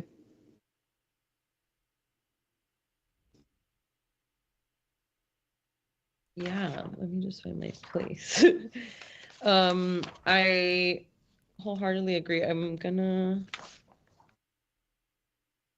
totally lost my page. Sorry, can you come back to me? Sure, absolutely. So let me, I'm going to turn to a related question here, just while people get their bearings. So the fires and their aftermath, we've already seen in a number of the comments, demonstrate the connections between the climate fight and key social struggles like those for housing justice and prison abolition. And we can see this in the knock-on effects of fires putting pressure on LA rental costs, the unaffordability of which has already been pushing poorer people out to less glamorous but equally vulnerable wildland-urban interface areas, and in how the state's dependence on cheap inmate labor to keep their firefighting costs from spiraling incentivizes incarceration. But despite these common interests in what I would characterize as eco-socialist climate justice at a theoretical level, right? All of these struggles are connected. We also know that movement integration is difficult to achieve in practice. We're fighting on all these different fronts at the same time, right? So the question is, how might these connections be reinforced politically to bring these distinct but potentially convergent social blocks together for a longer haul fight? This will be a good one. Start with Would anybody MAGA. like to start us off? Is that promise? Was that a hand? Oh, Okay. damn. Yeah, sure. Yeah, sure. And I'll build on some stuff from the last question too, right? That related to how we got to this point, right? And focusing on the issue of policing and abolition, like in my talk. As I said, I see abolition or see increased policing, right, at the expense of other kinds of social services, essential services, including the fire department. The defunding of the fire department, right? Not satisfying the budget that the fire department has requested last year in exchange for, right, another massive round of increase of financial resources for the police. Homelessness is skyrocketing, right, in LA County at the same time. Just as, I think we'll talk more about the Mike Davis piece, right? The case of letting Malibu burn, this cycle of corporate-driven redeveloping in fire hazard areas, right? And talked a little about how Gavin Newsom, Karen Bass are bypassing a lot of these same environmental standards and policies again to quicken this kind of profit-based, profit-driven approach to development, while actually capitalism. A lot of empty luxury market rate housing sit empty and idle throughout LA because people can't afford them. Right? They want to commandeer the private live property. In the streets. So to me, going back to Dan's second question about how do we bring movements together? I think what has been most effective, as I was saying, kind of in my talk, there are things that we can't really will right into existence. I think the mutual aid we see today developed from these organic ways in which people are practicing and self-organizing already across different milieus, across a variety of different social issues over the stretch of, let's say, the late 2010s and early 2020s across LA. And what's been most effective is focusing on specific issues, right? And so, for example, right, there's a coalition built around, as I said, Keep LA Housed, around this demand for a rent freeze, right? Demand for a eviction moratorium, et cetera, right? And tenants' groups rights there have various connections beforehand. Against the property owner. Identifying around these demands that concretely, politically, that can bring people together. Are an important way to start articulating politics and escalating and further uniting these different movements around a more kind of effective goal. And this is why in my essay and my talk, I talk about, is this the time to revive the idea of tackling the city budget, right? Building on, again, right, movements that have called for various versions of this, beginning all the way from the movement for Black Lives, right? Seeing the police as a concrete site of resources that can allow different movements to actually gather all our different demands, whether it's for housing, for climate justice, environmental protections. Take money from seeing police, the police put it into expropriating housing. resource from that, right, to give resources back to these different demands and different communities and struggles. Is that actually, so kind of instead of so rallying coalitions and organizations around concrete proposals like that, right, that can provide room for people to plug in, having a clear political program of demands, right, that we can talk about, right, that bridges all these things. So we have a clear alternative, a political alternative to what Karen Bass has to offer, to what Gavin Newsom has to offer, right? A kind of pull for people not just for unorganized people, but to bring back to our own respective bases. So it's not just about housing, it's not just about labor, it's not just about climate, right? But coming all together, design a set of programmatic demands that we can come back to our base and energize your base, organize your bases towards something concrete. And just a kind of final note, right, is that this idea of an abolitionist city budget, right, is not fully satisfiable, right, within the existing system, obviously, right? But that's precisely kind of part of the point I'm trying to make. We need demands and infrastructures of struggle that give us concrete things to fight for, right, that can be practically achievable, but at the same time give us the space and the room and the freedom to encourage us to scale up our demands, right, to escalate our demands, to develop them as we struggle for them in part that can be realized, to lead us towards kind of a increasingly greater, a deeper sense of political horizon. So I'll end there with that. Pass it back to Dan. Thank you. Okay, so let me kick it back to Maga now, because I know you have some thoughts on this. Thanks. I can also condense my comments from the previous question and this one. I think they're also related. I was interested in this question because, to me, if we don't address the underlying issues of what's happening, we're basically doomed, right, to keep repeating the wheel. For me, there's the kind of underlying structural issues are threefold: settler colonialism, capitalist exploitation, and neoliberal neglect, which I think everyone here has done a really beautiful job of underscoring, but I just want to, articulate that for folks. So to understand the origins of this fire, I thought about this question when a friend called me and was like, why did the fire start? There's this kind of easy answers, like looting, right? There was a fire that broke out like behind my house, and the police showed up, did nothing, and said it was probably an unhoused person who threw a cherry bomb, right? There's this kind of tendency to have these like easy answers. Unhoused means homeless. But really, to me, you can't really understand this without thinking, as Abby has talked about, the kind of state's adoption of the disruption of indigenous land stewardship in the 19th century, where California outlawed indigenous fire management practices such as controlled burns for the Tongva people, who are the original inhabitants of this land. These burns were essential for maintaining ecological balance, reducing underbrush, and preventing the kind of catastrophic wildfires wanted to do with the controlled burns. We're now experiencing on a yearly basis. There are like Tongva enrolled folks who are experimenting, right, with controlled burning sites in Los Angeles, something that we can kind of learn more from if that is a possible model or solution. The criminalization of these practices was part of this broader effort to displace indigenous people and exploit the land for profit, and set the stage for today's kind of ecological instability. And we need to seriously consider how the banning of this indigenous fire management practices that are central to Tongva land stewardship have created this very fragile ecological imbalance that we're experiencing today. The second thing is, we'll talk about Mike Davis, the GOAT Mike Davis, who argued that constructing neighborhoods in fire-prone foothills has always been this precarious endeavor, right? That's driven by real estate speculation, where you create homes that are both vulnerable to fire, but highly profitable to investors. So there's an incentive to kind of build in these fire-prone areas. As these fires destroy the neighborhoods, you get private equity firms. We're already seeing this in neighborhoods like Altadena, right, where there's kind of predatory practices of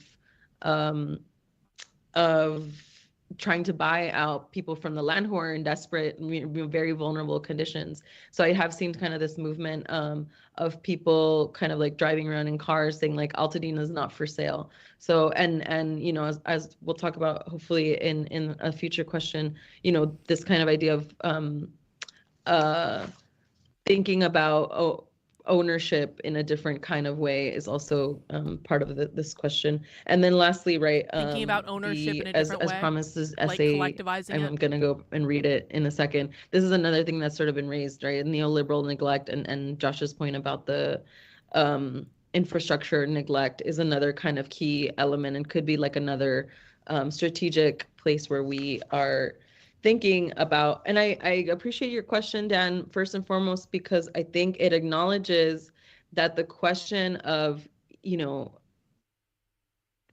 eco-socialism or ecology touches on so many different, you know, causes, from tenants' rights to clean air to public health to, you know, et cetera, you name it, incarceration, immigration, labor, et cetera, but that this is a political question for me, right? A question of political composition, that we can't assume that even folks who are working, for example, within an ecological framework are aligned beforehand, that this is a question that we need to, these are alliances that we need to cultivate, these kind of would-be, you know, like identifying who are kind of would-be allies. And I think about this in terms of the No Doppel campaign, right? Where labor and indigenous folks fighting group. for every group. They don't the want right to categories. sovereignty in their lands, right? And not building the Dakota Access Pipeline had this, you know, could have been, you know, for me, allies, but the AFL-CIO proclaimed the Dakota Access Pipeline provides high quality jobs, and supported passed a resolution to support the pipeline's construction in its full. And then we're also seeing sort of like the opposite happening, where we have like strange bedfellows, where we're seeing like wealthy, you know, LA, you know, West Siders who are sort of like realizing that this, you know, their wealth isn't necessarily going to save them from these kind of situations. So there's also kind of like that aspect of this, or even middle class people, right, who might imagine themselves like not, you know, not aligned with kind of socialist movements. You had Jason Oppenheimer of Selling Sunset, the TV show, who was like making very public statements against price gouging. So it's an opportunity for us to think about these kind of political questions. And I'm excited to read Promise's article, because I think you do that very beautifully. Thank you. Okay, so let me go to Abby, and then I'll open it up to some audience questions. I think Promise, the way that you described it as like having an abolitionist vision for something really material and then thinking beyond that and trying to expand the horizon is really important. And I think it's clear to me, I think about it every day, that the Department of Corrections gets $14 billion every year out of our state budget, and that we only give CAL FIRE $4 billion. These are areas, there's such a dramatic overlap in a lot of the areas that are super affected or vulnerable to wildfires and devastation from them, and places that are right now getting a lot of their municipal revenue from corrections budgets that could easily, I don't know if it's easily, but like could be shifted if we were to bring these two groups together to say, wait a second, we could be spending $10 billion really differently, employing the same group of people for really different ends, for not caging other people, but instead for undoing like the century plus devastation that we've had, or problem that we've created with this policy of fire exclusion, and instead trying to bring good fire back onto the landscape, using having indigenous stewards leading the way, employed at the highest level of this new and improved and super well funded CAL FIRE, so that everyone has year-long salaried positions, and we have a workforce that is actually able to respond to the crisis of climate change. Excellent, thank you. So we've got like a bunch of really good questions here from the audience now as well. I'm going to just try and like collect a few of them together for you. We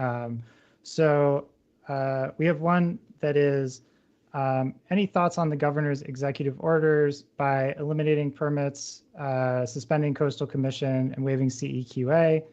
And then I'm going to also connect that to another question, which is, how can community development institutions help with the rebuild so there's more collective ownership of housing in the rebuild? And the way I'd like to sort of like frame the overall question here is, so we have this like, you know, bad model that they're repeating, the one that like, you know, Mike Davis talks about in Ecology of Fear, where we're just like, you know, trying to like cut the red tape for like immediate rebuilding in this kind of like boom and burn cycle. That's bad model, right? But what would a better alternative look like, right?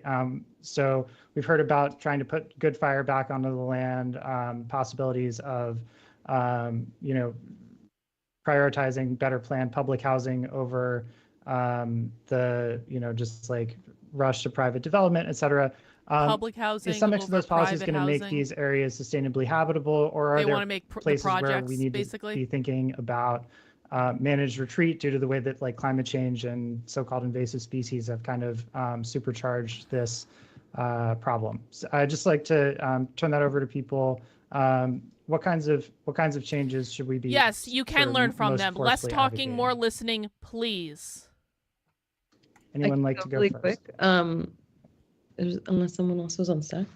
And I'm just going to plug Until that you we know how have they define an capitalism, your interview job is with to a shut up new and group, listen.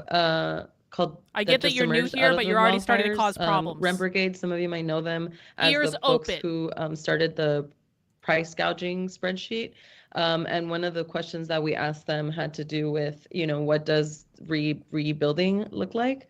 I'll just read a little bit from them and also invite you to check out their interview that's coming out on Friday on Spectre. They're saying that, rebuilding after the fires in Los Angeles offers an opportunity to correct systemic failures caused by a market-driven private housing system and environmental neglect. So for them, they're thinking about the tenants movement and environmental justice. So instead of repeating past mistakes by incentivizing risky private development, the focus should be on rebuilding in a socially and environmentally responsible way. Land acquired by the state could be transferred to community land trusts to expand social housing and or to conservancies to preserve open green spaces. And this approach could address housing instability and environmental degradation while moving toward a system where housing is a right and not a commodity. So they're already on the ground kind of ideas about this.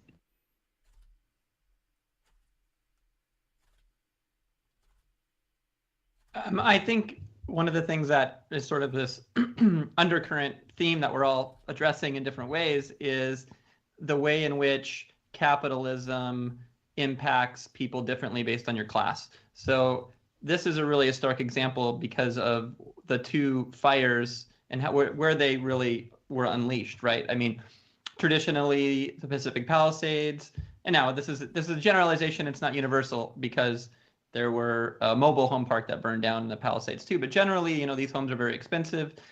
People have a lot of means. Altadena, on the other hand, as we talked about, traditional Black neighborhood, very diverse, big Latinx community. The white population there was a lot of renters and a lot of people in the arts. So, it's a very much different demographic than the West Side. And in that, I think the responses we've talked about has been different as well. Where are the mutual aid actions happening? Where is this organizing happening? Well, of course, it's happening in Altadena. It's happening on the ground there where those resources are very much lacking. And so I think when we're talking about the so-called redevelopment, I think we need to look at it in this light, and also we need to look at it from a democratic perspective too. How do the people of Altadena that have been there historically for generations want to rebuild? Not privately owned. And how can we foster that, and how can we make it safe for them? I mean, right now it's an ecological war zone.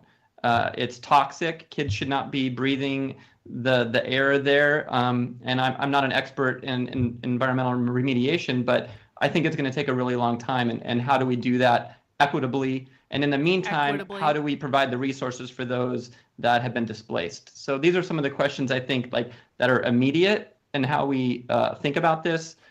Because the long-term stuff are big ideas and big questions, but right now people need food and they need shelter. And I think those are the questions that we need to kind of address at this time, and not like, oh, how are the Palisades going to rebuild their multi-million-dollar mansions, right? Don't worry about all those rich people that just lost their home. We need to do this sort equitably. of directly touches on one other question that we got from a viewer. So that question is, as a resident of LA, what mutual aid orgs would you recommend that other Angelinos take a part of, just in terms of that immediate stuff?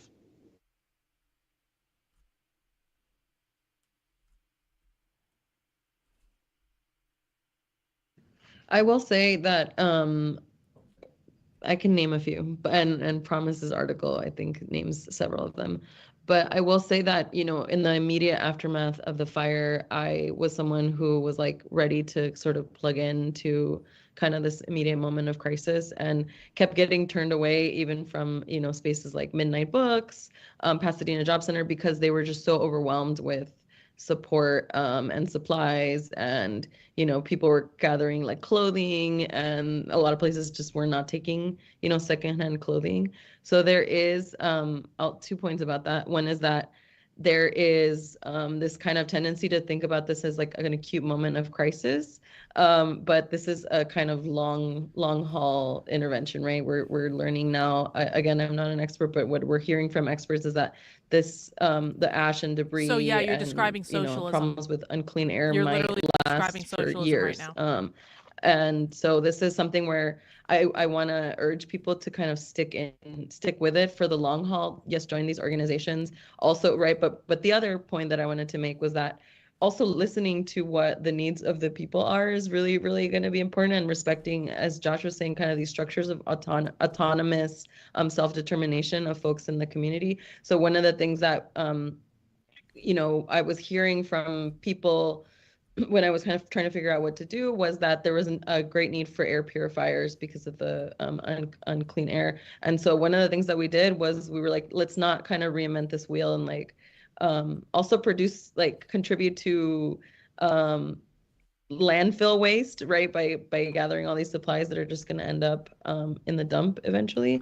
But okay, listening to people, it's a need for air purifiers. And we, I'm in Claremont, about 30 miles from LA, and we had a very strong COVID conscious community who had been doing kind of work with Mass Block LA around mass distribution. And we were like, okay, well, this is where this group doesn't really exist right now, but there's a need and there's an urge. So also thinking about the resources that you have in your community and how you can make things happen. I think a lot of this wildfire, like the crisis has been so enormous that it's forced a lot of people to kind of start thinking about that too. Excellent. Promise, I think you're next on Stack. Sure. Yeah, I think Margaret covered a lot of this very well in response to the most immediate question, right? Especially the point that I think it's a very good thing, especially in the first few days, in the first week, and continuing today too, right? Where there's been such a massive swell of support for all the mutual aid centers. Like a lot of centers are actually like they don't have enough space to do stuff. And actually part of the work, that at one point emerged was people were delivering so much into some of these mutual aid centers. Like actually the most urgent work is like helping them sort things out. Cause then there's just like, I was at a mutual aid center, or it was just I think it was like just like a local thrift store that tried to do some mutual aid stuff. And they're just getting so overwhelmed that, actually, yeah, they just want a lot of people to help sort things, right? And because then things are just kind of like in chaos in the back. So that's all to say. I think there's so many different groups and things we can shout out. And like I guess, talked about a few of them, and I name a few of them in the article too. But I would say the one advice I would give is go to mutualaid.org, which I think has one of the most updated list of groups doing stuff. But regardless, in that website or off that website, I would look up the org that you're planning to deliver resource to and check their social media, because I think in the last few weeks, that's been the most updated way to see what exactly they need and what they don't need, or whether they're transitioning out of doing mutual aid or directing people to other things. So usually it's in their Instagram stories or Instagram post, or you just give them a call, etc. Right? So I think that would be the most direct way to think about what's most urgent, because literally in the first week, things are changing kind of hour by hour, right? Like I would bring some stuff to one place and it's like, oh wait, actually we don't need that anymore. It's like, go to this other. So that's all to say, just like keep up with social media, and especially for groups you're thinking about. And I just want to kind of lastly end on, I think a point Josh was making already about this being a larger crisis of, how we organize our political life, right? Across LA, and obviously, of course, across the world too, in global capitalism, right? But the crisis of democracy, global right? Capitalism. The idea that everyday people don't have ownership over determining our material conditions, right? Across Altadena, across LA. And this has been an endemic problem, right? It's the ruling elites pushing through all these, various policies, and we hear about this afterwards and things like that. But actually, it's extremely kind of chaotic, right, on the ground. Policies are not only not benefiting people on the ground, there's no clear set of organization, right, for how they're actually kind of delivering these things, right? So there's a crisis of social planning, there's a crisis of democracy, right? And I think there are a lot of different ways to think about, and again, Maga, Joshua, Abby have offered a lot of really great concrete policies for us to think about. At the heart of it, right, is how do we empower movements and everyday people to advocate for these policies, right? And that requires radical change in how our city government functions, right? Radical change in just like the everyday power of people across LA. And want to name, and this has already been named, right, that this is a problem of the two-party system, right, in LA. This is not, if you're going to vote for Karen Bass over Rick Caruso 2 years ago, like this has been different or something, right? Both are exacerbating the same types of policies and echoing each other, right, in LA. So on one hand, building politically independent institutions to do that immediate work, right, that Joshua was talking about. But these institutions need to also think about the sphere of politics, right? Advocating for specific policies, right? Challenging, right, the existing power and thinking politically and next level about what it means to talk about. There's a deeper issue kind of at work here, right, in the whole system, is that we have all these demands and people have shown their resilience, right, and their capacity to organize themselves in these different powerful ways, but that's not translating into kind of government at all, right? Again, the point isn't to reform the government, right, at stake, but to index, right, this tension, this gap, right? And so I think to reform the government. I just want to build on that to say that, these fires are causing, should be an extremely important opportunity for the left to think deeply about political organization, right? About political strategy. How do we keep, on the one hand, push beyond the horizons, right, of even certain progressive electeds that are in LA City Council, right, who are not great on policing, right, a lot of the times, as I indicated in my article and other places too, right? How do we push the people in government, right, to kind of open up more room for democratic debate and policies while building institutions outside of that, politically kind of sharpened institutions outside of that, to fight for democratic change across the city. I'll just end there at that. They do not consider Karen Bass to be a socialist. She's a okay, Democrat. So I got a few more questions. I know this is a lot, but there are a couple here that I think are going to help us to possibly like zoom out a little bit. Only Republicans think that Karen Bass is a socialist. Only conservatives do. Forces People at sort on the of left like the do federal not and think, multinational level, Karen Bass is a socialist. Only conservatives or Republicans or MAGA changing voters think that Karen on Bass the is a ground. communist So or a socialist. thinking about sort of like real some communists and long-term, socialists know she's a Democrat. Prospects Democrats here. know she's a Democrat. So one question is, only people how on may the right these have that challenges be perception. exacerbated by attacks on federal scientific research and funding, as with the EPA? What challenges do such attacks present for our own ability to analyze climate change? I think it's a really interesting question. There's another question about the EPA's unilateral decision to locate hazardous materials and substances in Azusa near the San Gabriel water and river watershed, if anybody wants to tackle that. And then I also just wanted to call attention to one or two other aspects of the ways in which this kind of like familiar cycle may be shifting somewhat, right? So in that Mike Davis article everybody's talking about, he talks about the rush to rebuild as part of a dynamic where the system rewards, quote, wealthy pyrophiles encouraged by artificially cheap fire insurance, socialized disaster relief, and an expansive public commitment to defend Malibu, right? But the political showmanship around rebuilding remains constant, but the other aspects of that cycle are shifting somewhat. So, private insurers who are estimated to have lost between $20 and $45 billion in these fires, despite engaging their own private firefighting teams in some cases to protect their assets. We're already in the process of getting out. State Farm, for instance, dropped 70% of its covered properties in Pacific Palisades earlier this year. The policies they're not dropping are becoming more expensive, like all over the country. The average policy increased 30% in the last 4 years, and places in disaster-prone areas have gone up much more than that. Some of the states are kind of stepping in to fill some of that gap. So in California, you have the FAIR Plan, but that program, which already caps coverage at 3 million, is probably not going to stay solvent for very long on the current model. Meanwhile, you have the Trump administration not just cutting EPA funding, but also threatening to withhold federal disaster aid and even to shutter FEMA. So I'm just curious, like, to hear folks' thoughts about what some of those changes and larger shifts might portend for climate politics in LA and more broadly. Well, I can chime in really quick a little bit about the state of environmental studies and those things right now under Trump. Trump, in his first term, gutted the EPA. It really wasn't rebuilt under Biden in the way that it needed to be. I mean, right now, of course, as everybody knows, we have a president who doesn't even believe climate change is man-made, or doesn't even believe in, I don't know what the fuck he believes, right? But going forward, obviously, we know that these kind of events are going to be exacerbated. As bad as the California politics are, we do have a governor that believes in climate change, believes that we need to put these things in place. As underfunded as Cal Fire is and all of those inherent problems that we've been discussing, California is more ready for some of these events than a lot of other states. So doing away with FEMA, if he can actually do that, is going to be devastating in places like in the South or others that don't have state governments that have been investing in these things. So where California has been lacking and can do a lot better, I think some of the models that are in place here that we need to push for more equitable solutions are far better than a lot of other states.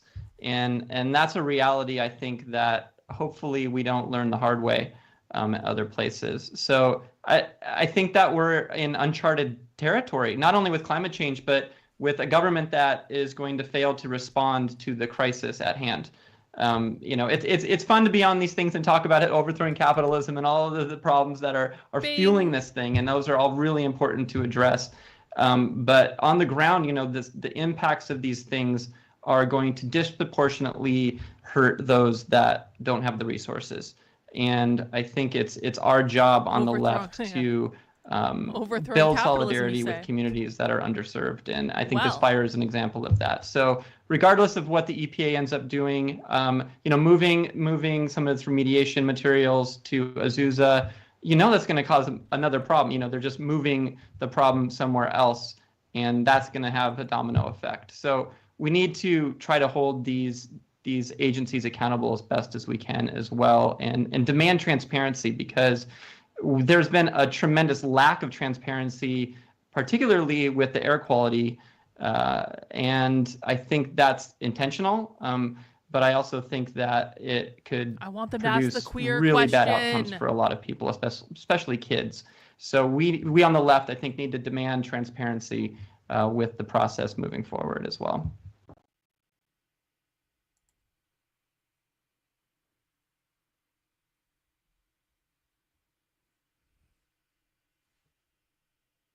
I mean, as always, I think that the working class communities of color that have been dealing with these kind of issues of environmental injustice are also a good resource that we can kind of plug into. I saw East Yards Communities for a Better Environment, or for environmental justice rather, we're talking about how this is not the first time that the kind of debris from fires has been cleaned up in these kind of more affluent neighborhoods, and then we think that the problem is gone, but it's really just displaced to these landfills or communities where there are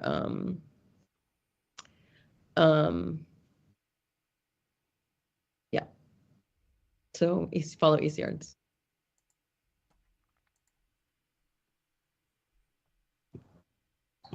Yeah, I really I love that California has a long history of environmental justice movements that have been looking at these things and demanding radical change in the way that governments treat the environment. And I think that that's a history we really need to tap into, particularly from working class and communities of color all over. In every part of the state, there is a struggle for environmental justice, and figuring out what that history is actually really enlivening and enlightening and inspiring for what the future can be. I also really like the way that Josh described we need to fight for the socialization of private, or not stay with the status quo of privatization of profit and socialization of loss, but instead flip that and demand that more socialization of profit and privatization of loss. People need to, or these companies that have been benefiting so much need to start losing. And we, as Promise is saying, the democratic, the people who have been funding this government need to start getting some of the benefits.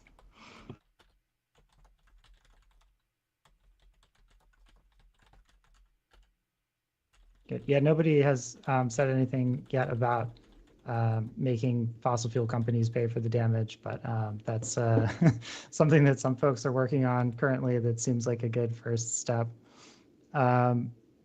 Promise, do you have any closing comments you want to just add? Because I think we have to wrap up here in a moment. No, they didn't ask the queer question. All Yeah, I right, feel we like didn't get any I questions covered most today. of what I said or need to say in the last round of comments, but I just want to rearticulate this.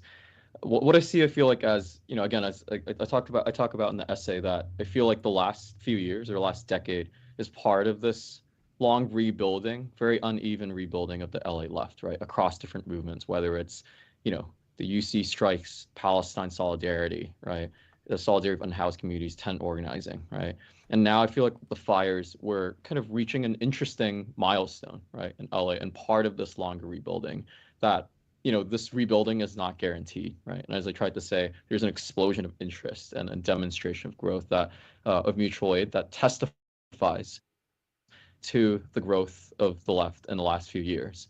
But it also signals an opportunity because kind of now it's like, wait, where do we put our energy, right? Grassroots as support. we're doing the mutual aid and thinking beyond and into kind of more concrete practices, right? We have all these different policy ideas, but again, going back to the question of what are the infrastructures, right, and coalitions that can hold that space, right? And I think one important thing is we need more spaces like this, right, to discuss politics and how to act upon them among community organizations, right? And I think there's stuff here and there a little bit like informally between groups, but I think this is a really important wake-up call for us to think about, okay, how do we actually seriously talk about these things towards a concrete end?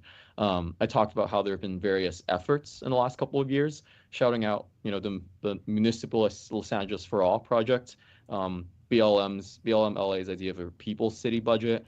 Black Men builds community assemblies to talk about how to rebridge movements in LA. And all of these movements are doing important things, but I think they all reach a point where it's kind of like, okay, but what do we actually do next, right? And I feel like we need to kind of build on those conversations and that instinct, especially in light of a kind of natural disasters that's affecting all parts of LA, right? I think it provides a really important opportunity that can be missed, right? But an opportunity that also can be seized for us to think seriously about what rebuilding towards democratic, radical, anti-capitalist, and even socialist, right, explicitly socialist politics can look like. And so, yeah, I would kind of end on that note. More political conversations among people doing the work on the ground, right, especially existing and also emergent orgs to think about what it means to collaborate on an existing project, to actualize, right, some of these things that we've been talking about in this call.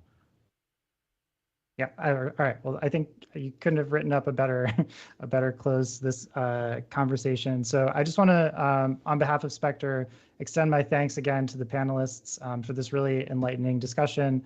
Also just to Ashley Smith and Josh Pineda at Spectre, and to Sean Larson and the Haymarket team for all of their assistance in putting it on.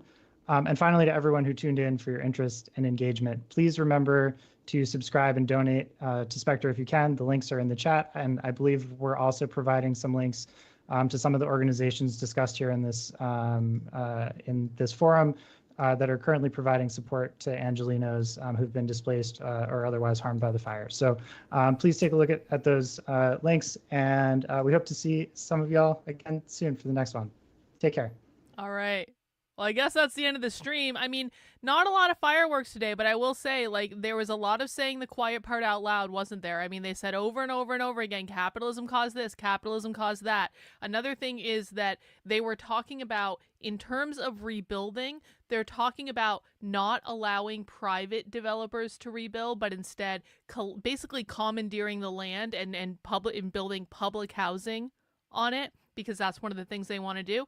They're also talking about how do we leverage this in terms of making progress on prison abolition and other things? So they're thinking very strategically about they don't actually really care about this. The interest that socialists have in the LA fires is that it gives them the opportunity to commandeer private land and try to collectivize it. It gives them the opportunity to advance other issues that they care about. It gives them opportunities to radicalize communities that have been directly affected by this, which they were talking about an awful lot. They were very clear that they are not on Karen Bass's team. And side note, why did I have to say so many times, Democrats are not socialists, Democrats are not socialists? There were like 4 or 5 people in the chat going, oh, so Karen Bass is a socialist. No, she's not. No, she's not a socialist. She's a Democrat. Karen Bass is not a socialist. Democrats and communists are not the same thing. When they said privatization of a loss, no, what the point that they were making is that the law, so what they want, so okay, the point that they were making is that right now how it works apparently in California is you have these major kind of utility companies that are causing, well, in their perspective, causing these disasters because capitalism causes all these disasters.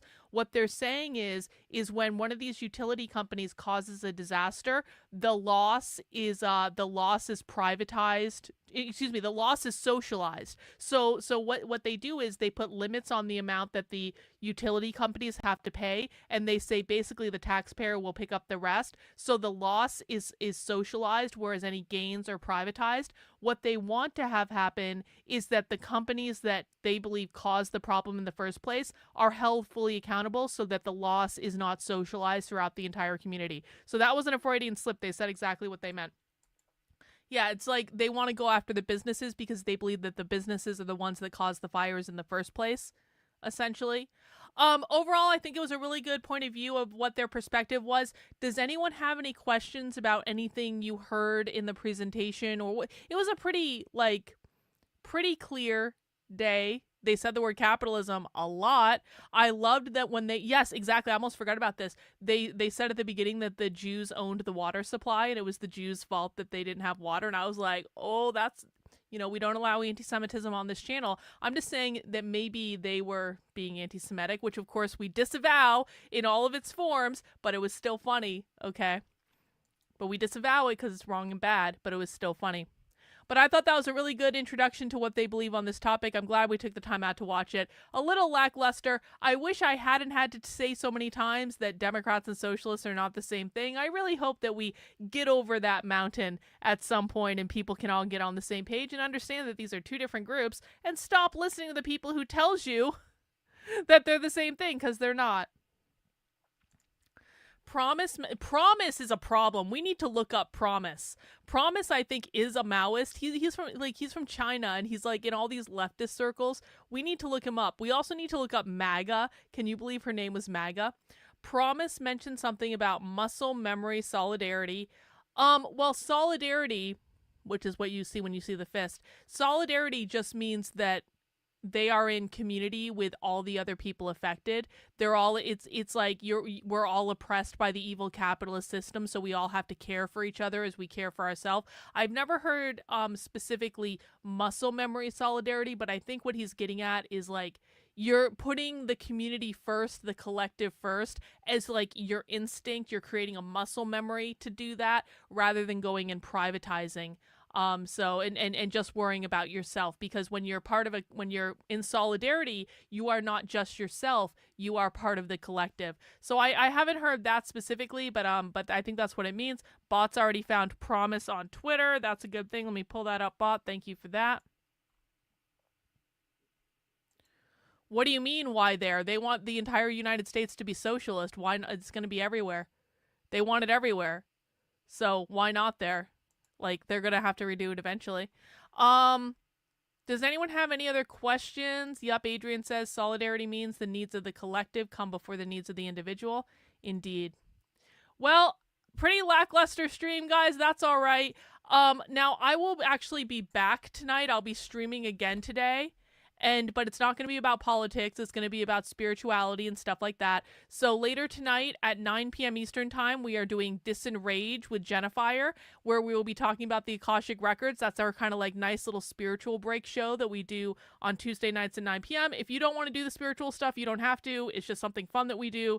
So that is what we will be doing at 9 p.m. tonight. Now, tomorrow we start the big day, okay? Tomorrow, we are doing RFK Jr.'s confirmation hearing. The confirmation hearing is supposed to start at around 10 a.m. I will start the stream about 15 minutes before that. Give a little bit of a lobby. I know it's very early. You're welcome.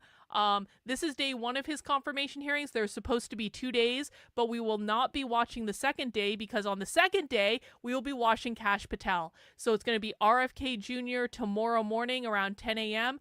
On Thursday, it's going to be Kash Patel around 9:30 a.m., so even earlier, which sucks. So we got a couple days of hearings coming up. Now, I will still be doing the 5 p.m. stream both tomorrow and Thursday. Tomorrow, we're going to watch the rest of that documentary, that panel that we watched yesterday, to hear what they had to say about like the pro-Israel lobby in academia, because it was a really interesting documentary. If you missed yesterday's stream, I highly recommend going back and watching it. It was fascinating, probably one of the most interesting things we've watched lately. We only got halfway through the video. There was a student panel on the other half, and we want to go back and watch that. So that is what we will be doing tomorrow at 5 p.m. On Thursday at 5 p.m., we will have our next round of the Counter-Revolutionary Book Club. Now, if you're not yet a member of the Counter-Revolutionary Book Club, what I want you to do is go over to my Substack. That is Carlin, KARLYN.substack.com. And I want you to go to this book club link up in the top menu. And here you can catch up on the Counter-Revolutionary Book Clubs that we've done so far. You can also find the reading list under this file right here, the dystopian documents queer and gender activists are reading. This gives you access to all of the documents that we're reading for the Counter-Revolutionary Book Club. It gives you a link where you can access it for free online. It gives you a PDF download. We are currently working on Against the Gender Nightmare, which is a really long document. We're probably going to have a couple more episodes on it. I highly recommend going back and listening to the first episode, which the last one, the first part of the episode, which is episode 4 of the podcast. Watching the video, you can find the video on the Substack.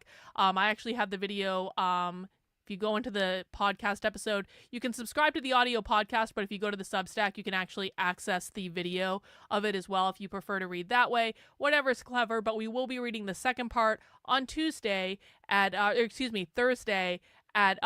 p.m. as the next episode of the Counter-Revolutionary Book Club.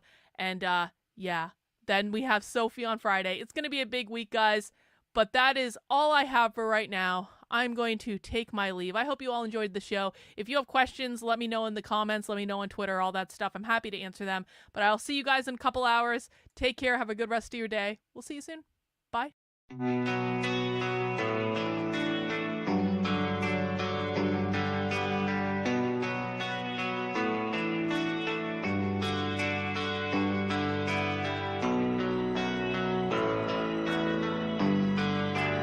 How are you feeling? How long have you been here? 3 months, May 17th. And what brought you? That's difficult to answer.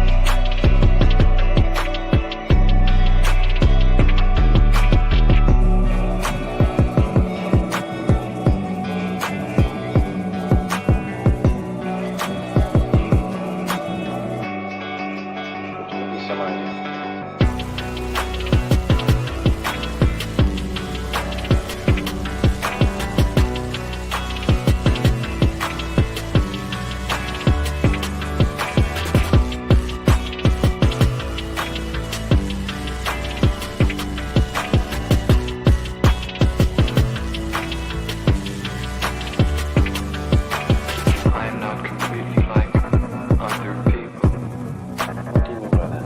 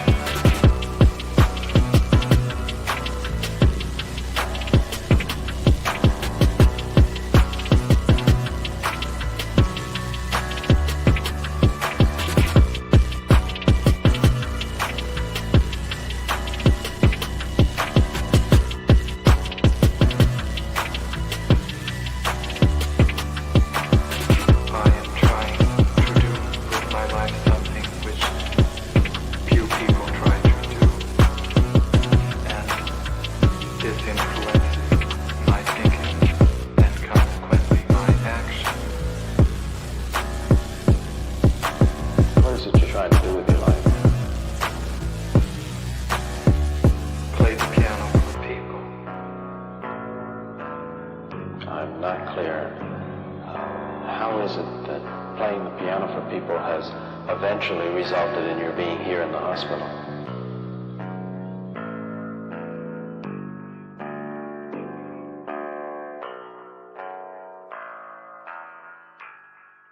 That's difficult to answer.